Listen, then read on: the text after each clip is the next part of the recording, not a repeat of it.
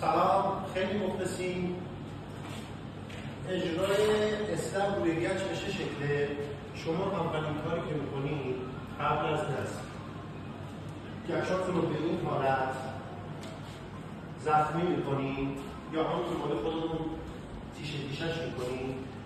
میان با همون تصویری که بهتون نشون دادم از چسبی که قرار برای اسلمتون استفاده بکنید، این حالت ماستیک میندازیم روی کار.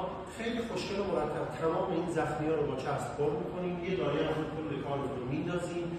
بعد خشک شد قرار اسلما رو نصب کنیم. اسلما رو که بخوایم نصب کنیم قبلش پرایمر رو میزنیم.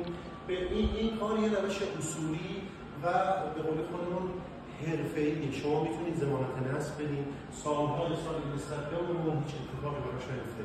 خیلی مخلصیم، ما تمام تلاشمون رو می‌کنیم که اتفاقات خیلی خوب تو تمام کارا بیفته. مخلصیم، اسلامکاران عراق.